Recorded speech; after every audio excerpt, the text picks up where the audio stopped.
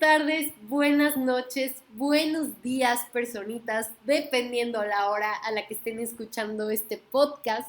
Sean bienvenidos una vez más a Sin Culpas, este podcast donde nos encargamos de desmitificar a la cultura de la dieta basándonos en evidencia científica con el propósito de generar nuestro juicio crítico para cuestionar a esta cultura de la dieta y en consecuencia prevenir trastornos de la conducta alimentaria. Yo soy Dani Roldán, su host, y aunque parezca disco rayado, estoy sumamente emocionada de poder compartir esta conversación con ustedes un lunes más, que la inspiración surge de yo estar yendo en el coche con mi novio y en ese momento me llega un mensaje de mi familia y me preguntan que por qué un amigo suyo que tiene celiaquía no puede tomar cerveza. Y yo les comento, lo que pasa es que la cerveza tiene gluten y entonces las personas que viven con celiaquía no pueden tomar gluten porque les cae mal al estómago, hablando de una manera muy coloquial, digámoslo. Y mis papás se quedaron sorprendidos. ¿Cómo que la cerveza tiene gluten? Y empezó con todo este tren del gluten free, de que si es bueno, que si es malo. Entonces, así como en los primeros capítulos agarrábamos una dieta, la desmenuzábamos, decíamos por qué sí, por qué no, cuáles eran sus beneficios y por qué la cultura de la dieta se apoderó de ella.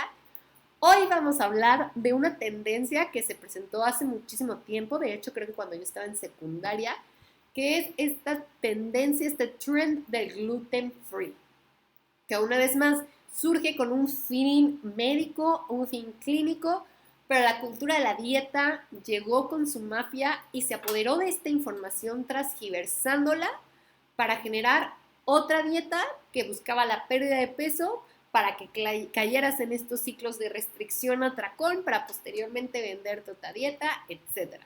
Y también vamos a entender cómo esta cultura de dieta no solo afecta a las personas en general, sino incluso a las personas que padecen celiaquía, que ahorita vamos a platicar un poquito más de eso.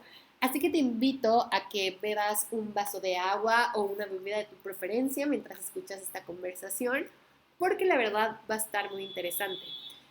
Algo muy importante a decir que, al igual que en otros capítulos, recuerden que toda esta información no sustituye una consulta individualizada ni un diagnóstico personalizado. Probablemente haya ciertas cosas que con esta información puedas llevar a tu vida personal y a una introspección, pero nunca va a sustituir una consulta médico-nutricia personalizada. ¿De acuerdo? Entonces, habiendo dicho esto, ponte cómodo que vamos a entrar a este mundo de la ciencia de la nutrición para explicar cierta terminología para que todos entendamos dónde estamos pisando y luego llegar a toda esta cuestión del gluten free. ¿De acuerdo?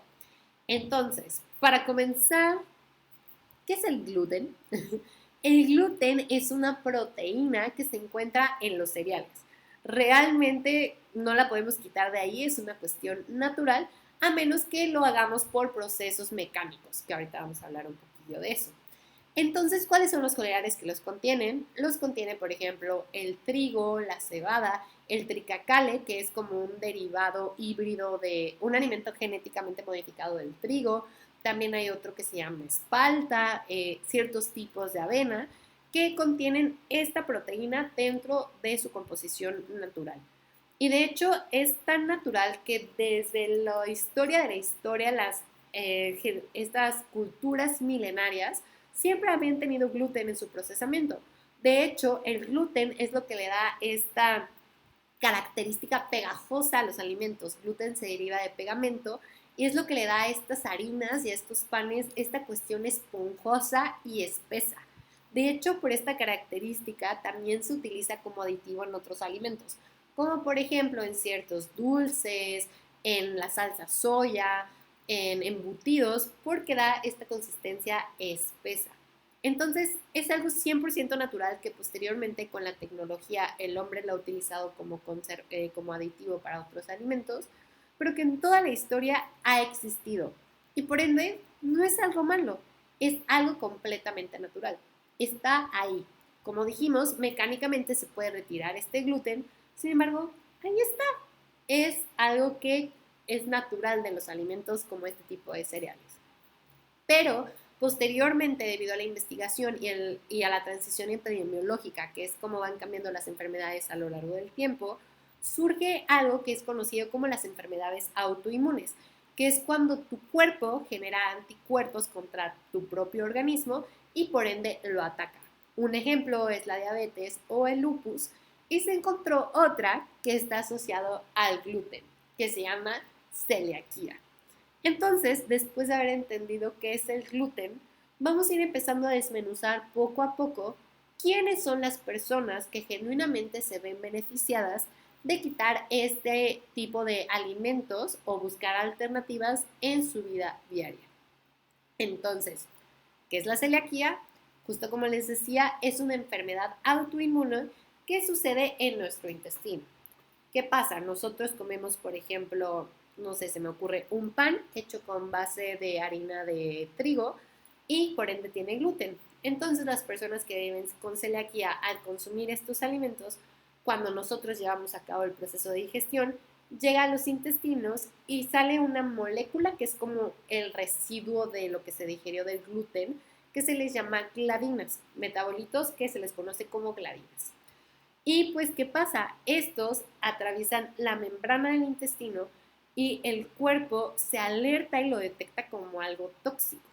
Y entonces empieza a desencadenar una serie de reacciones que generan anticuerpos que van a ir a atacar al mismo intestino, como si le estuvieran diciendo, es que aquí hay algo malo y tenemos que eliminarlo.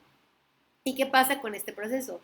Las mismas gliadinas y este proceso de antiataque a nuestro intestino empieza a lastimar las células de nuestro intestino. Imagínense que esas células tienen como unos vellitos y que por esos vellitos van pasando los nutrimentos para ser absorbidos.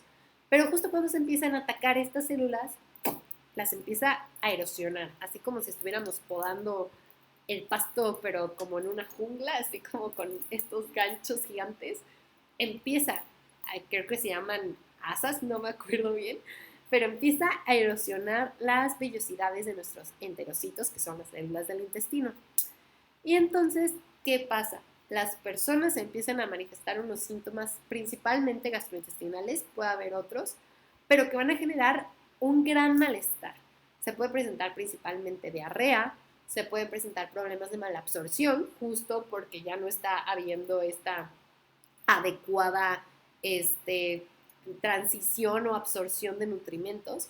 Por ende, puede haber desnutrición. Una disculpa, ando con la tosecilla. Y además puede haber un malestar gastrointestinal sumamente fuerte, radicando en el dolor, en la incomodidad, flatulencias, y por ende las personas empiezan a buscar ayuda porque se empiezan a sentir mal. Y después de un mecanismo, de una serie de pasos diagnósticos, se detecta a la persona con celiaquía, que es esta intolerancia al gluten que genera una respuesta autoinmune.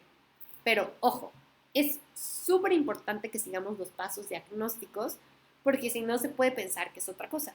Por ejemplo, lo primero que se tiene que hacer es sentir estos síntomas gastrointestinales que incluso muchas veces no aparecen, por eso puede ser confuso, que la persona vaya al médico y que se le pida un examen de sangre en donde se busquen esta respuesta autoinmune, estos anticuerpos, que luego puede ahí también ver un poco de confusión de que si son los anticuerpos o no.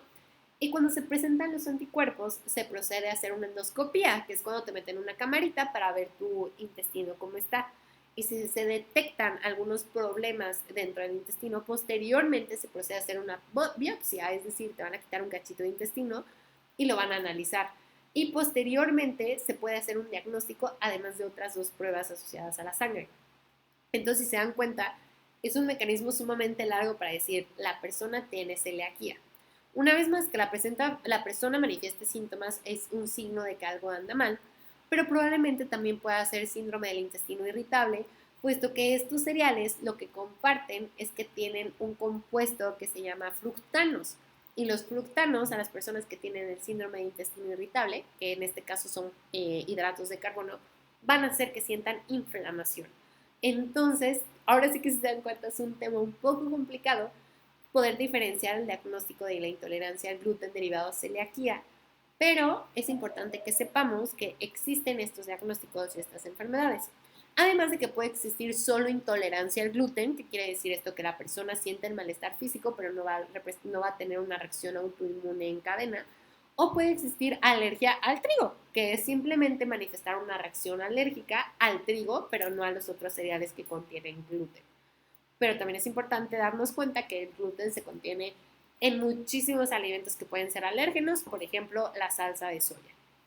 Entonces, se vuelve un esquema un poco complicado, digámoslo de alguna manera, pero es de ahí que se derivan los productos gluten free, se busca una dieta libre de gluten. Acuérdense que cuando hablo de dieta también me refiero a lo que comemos en un día, para poder beneficiar a las personas con sus síntomas gastrointestinales. Incluso se ha visto que si la persona solo presenta intolerancia al gluten, después se pueden volver a incorporar los cereales y no genera ningún malestar. Y que incluso en las pacientes con síndrome de intestino irritable a veces es como no hay un consenso tal cual que nos diga, ay, sí, todos hay que quitar los fructanos. Probablemente a algunos les haga bien, probablemente a algunos les haga mal. Acuérdense que la alimentación saludable es intrínseca de cada persona y va a depender del contexto y de la persona a la que estamos atendiendo. Entonces, para no hacerles más rollo, la celiaquía es una enfermedad autoinmune asociada con la intolerancia al gluten y que los beneficios de llevar una dieta libre de gluten son para este tipo de personas. En consecuencia, todas las personas que no padecemos celiaquía o una intolerancia al gluten o una alergia al trigo, no tenemos por qué dejar de consumir gluten en nuestros alimentos. Y es ahí donde entra la cultura de la dieta y nos afecta a todas y a todos. Personas que viven con celiaquía y personas que no vivimos con celiaquía. Y ustedes me preguntarán, ¿y por qué afecta a las personas que viven con celiaquía? Les quiero decir que esta información la saqué de un podcast de Bonnie, ahorita no me acuerdo de su apellido, pero se los voy a poner en la descripción, que ella también es una nutróloga, ella certificada en alimentación intuitiva, ella es de Estados Unidos, y tiene un podcast también hablando de todo este tema del gluten, de donde también saqué bastante información. Y ella está entrevistando a una nutróloga especialista en alimentación intuitiva y celiaquía, y ella vive con celiaquía. Y esta nutróloga menciona que la cultura de la dieta afecta a las personas que viven con celiaquía porque no es fácil llevar una dieta libre de gluten. ¿Por qué? Porque muchas veces el gluten se puede transferir por contaminación cruzada. ¿Qué quiere decir esto? Que yo, persona que estoy preparando los sándwiches, si preparo los sándwiches con los mismos guantes entre un pan que no tiene gluten y uno que sí tiene gluten, probablemente pueda transferirle gluten al otro alimento. Entonces ella menciona que cuando llega a los restaurantes y dice, necesito por favor que te quites los guantes, que sigas estas indicaciones, puesto que yo padezco celiaquía y cualquier contaminación cruzada me puede afectar. Hay veces que las personas no se toman en serio estas recomendaciones que tienen que llevar a cabo para las personas que padecen esta enfermedad porque piensan que es una cuestión de moda. Entonces, que como están buscando una pérdida de peso, etcétera, están siendo exagerados, entonces queda igual si lo hacen o no lo hacen. Entonces se empiezan a dar cuenta, la cultura de la dieta nos afecta a todas y a todos por igual. Porque en este caso, una persona que realmente sí necesita de este tratamiento, probablemente se vea afectada porque como es un trend o una moda y reconocen que es un trend y una moda, no lo hacen adecuadamente. O por otro lado, ¿qué pasa con los alimentos libres de gluten? Los alimentos libres de gluten se tienen que ver sometidos a un procesamiento diferente, suelen ser más caros justamente por lo mismo. Y entonces no van a pasar, por ejemplo, el mismo procedimiento que llevan otros cereales. Los cereales, por normativa, tienden a estar fortificados, porque fortificar es que se les añaden diferentes micronutrientes como hierro, que es uno de los más comunes, o yodo en el caso de la sal, por ejemplo, para poder nutrir a la mayor cantidad de la población que probablemente no tenga acceso a otros alimentos que sean fuentes de ese micronutrimento, pero como si consumen esos cereales, ahí lo tienen, ¿no? Por ejemplo, el ácido fólico es otro con los que se adiciona para la salud de la mujer en edad reproductiva. Y entonces, imagínense que como el procesamiento de los panes libres de gluten no necesariamente tiene que ser fortificado, o los cereales libres de gluten, probablemente nosotros nos estemos perdiendo de esta fortificación al no consumir esos alimentos. Además, más bien al consumir los alimentos libres de gluten. Además, que si nosotros no padecemos celiaquía, probablemente también estamos perdiendo un aporte de fibra por preferir esos alimentos cuando realmente no los necesitamos. Además de que México sigue estando muy en pañales, a mí me tocó atender también, una disculpa, a una consultante que padecía intolerancia al gluten. No pudimos hacer el diagnóstico de celiaquía justo por la biopsia, pero nos dimos cuenta que México todavía le falta mucho por hacer en este tema de educación, en verdaderamente apoyar a las personas que tienen intolerancia al gluten. Entonces nos volvemos a dar cuenta. Ay, perdón, chicos. Bueno, no me disculpo porque el toser es una reacción natural de mi cuerpo, así que gracias cuerpo por toser, pero está interrumpiendo nuestro capítulo. Pero lo que iba es, sigue siendo una cuestión meramente mercadotecnista. No se está buscando ayudar a las personas que verdaderamente padecen esta enfermedad, sino todo lo contrario es, quiero vender más, voy a decir que es gluten free, la gente lo va a comprar porque va a pensar que es más saludable entre comillas, pero no estoy haciendo todas las recomendaciones para que las personas que verdaderamente viven con esta intolerancia o celiaquía puedan tomarlas. Entonces, vemos cómo la cultura de la dieta nos sigue afectando a los que vivimos sin celiaquía y a los que padecen de ella.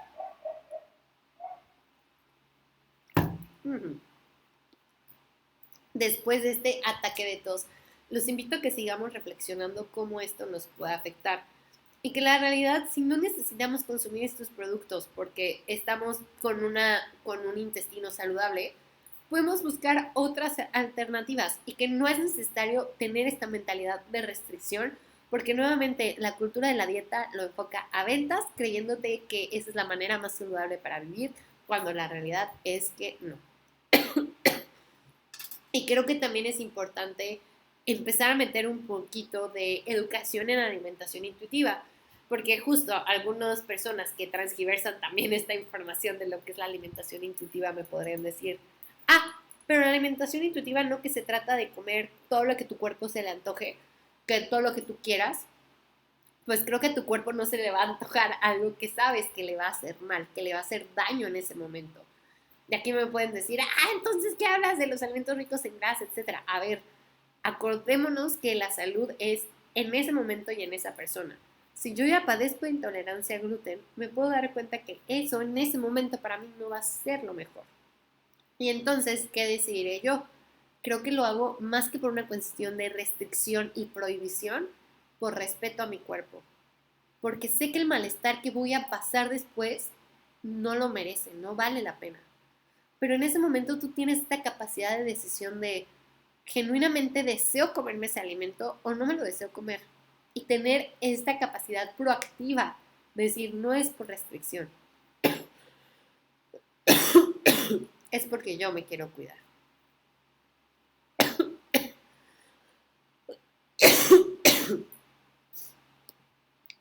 Le pusimos pausa un momentito para poder continuar. Y creo que ahí es donde empezamos a hacer estos cambios. Que hay que cuestionar la razón por la que decidimos cuidarnos, darnos autocuidado. Como hablamos en el capítulo anterior de las pseudodietas, hay que ver la pureza de intención. Y si yo reconozco que esto me va a dar mayor malestar, decido no consumirlo por autocuidado. Y que si ya hemos tenido conductas desordenadas de la alimentación y que nos da nervio poder volver a caer en estas conductas, reflexionemos la razón por la que lo estamos haciendo. Si es por autocuidado, si genuinamente es porque esto me produce un malestar, no es una conducta de restricción. Pero hay que trabajarlo con acompañamiento, con un nutrólogo que pueda estar asesorado al respecto para poder ayudarnos de la mejor manera. Creo que también es importante mencionar que, así como todas las enfermedades, la celiaquía no es una enfermedad que se obtenga porque se me antojó y porque no tuve un estilo de vida integral. Es algo que sucede Y les voy a compartir que la mayoría de las veces sucede por cosas que ni podemos controlar. Por ejemplo, se ha visto una mayor incidencia en países que están más o menos en el mismo como meridiano que lo que es Estados Unidos. Entonces, como que, pues ahora sí que yo no escogí dónde nacer, hay más probabilidad que me dé si soy como de esa zona, pero ¿qué más puedo hacer? O por ejemplo, también el nacer por procedimiento de cesárea, el no haber recibido lactancia materna exclusiva por lo menos durante los primeros 6 meses de vida, el haber tenido infección por rotavirus, el utilizar a temprana edad antibióticos o antiácidos, el haber tenido también enfermedad por Helicobacter pylori. Entonces, si se dan cuenta, hay muchas cosas que no están en nuestro control. Se ha visto que probablemente cuando no hay una buena alimentación complementaria, que es este proceso de lactación, y los niños reciben fuentes de cereales a muy temprana edad, probablemente se pueda desarrollar esta intolerancia al gluten de manera autoinmune, pero no está 100% relacionado. Entonces hay muchísimas cosas que están fuera de nuestro control para que suceda esta enfermedad. Y por ende tampoco nos tenemos que ir al extremo para prevenir que todos consuman una dieta libre de gluten, porque no es el caso. Entonces hay que dejar de transgiversar esta información para creer que la cultura de la dieta es la que tiene la razón y que nos tenemos que restringir de estos alimentos porque son malos. El gluten no es malo. El gluten no te va a hacer pegamento del estómago, no es el fin del mundo si lo consumes. Y si tú detectas una anomalía, que te sientes mal al consumir este tipo de alimentos, ve con un profesional de la salud para descartar si lo que tienes es celiaquía, intolerancia al gluten, alergia al trigo. Se ha visto que también hay una relación con la intolerancia a la lactosa o viceversa. Puede ser que tengas otro diagnóstico, como puede ser el síndrome del intestino irritable, que se trata de una manera similar y al mismo tiempo distinta y que va a depender de tu individualidad. Entonces, no podemos decir que esto se basa en restricción, porque solamente eliminar puede ser que posteriormente de manera compulsiva caigamos en estos atracones. Hay que darnos cuenta que si nosotros elegimos hacer algo por autocuidado, debe venir desde una conciencia de respeto y amor, no es de una conciencia de restricción y flagelarme a mí mismo ni de castigarme. Entonces, aunque estos capítulos empiezan a ser un poco más cortos, les quiero compartir esta reflexión de la cultura de la dieta nos afecta a todos por igual. La cultura de la dieta puede generarnos mayor malestar que bienestar, porque puede estar haciendo que las personas que verdaderamente necesiten un tratamiento no se les dé como tal, porque únicamente se ve como cuestiones de marketing. Y por otro lado, que las personas que no los necesitamos empecemos a generar una peor relación con la comida. Entonces, el día de hoy te quiero decir que si necesitas acompañamiento para vivir este tipo de recuperación y este tipo de tratamiento, habemos muchas personas, entre ellas yo incluidas, que te podemos acompañar desde un enfoque de alimentación intuitiva y que al mismo tiempo no se tiene que basar en una mentalidad de todo o nada. La salud debe venir de una conciencia de autocuidado y no como un imperativo moral, sino como un acto de respeto al cuerpo. Entonces, insisto, reflexionemos lo que es ciencia y dejemos de dársela a la cultura de la dieta. Saben que cualquier cosa yo estoy aquí para acompañarles. Les invito a que se suscriban a nuestro podcast para que cada vez les llegue más información al respecto y que puedan desmitificar de mejor manera. Nos pueden seguir en Apple, Google Podcast, en Spotify. También nos encontrarán en YouTube, donde les invitamos a que nos den campanita, manita arriba, que se suscriban para que les llegue cada vez que subamos un nuevo video y que lo compartan. De verdad, lo que más nos ayuda como creadores de contenido es que lo compartan. De verdad, que llegue a la persona que lo necesite escuchar. Agradezco de todo corazón a Ícaro Media por la edición y por todo el trabajo que hemos hecho en conjunto. Cualquier duda me puedes escribir directamente a nuestras redes sociales, que nos encuentras como @lgmorelove_ o en YouTube como Sin Culpas Podcast. Así que ya sabes, suscríbete, dale manita arriba, califica el podcast y compártelo para que podamos generar una comunidad en donde vivamos la salud con más amor y sin culpas. Nos vemos a la próxima. Yo soy Dani Roldán y te deseo mucho amor y mucha salud de manera integral y compasiva. Bye.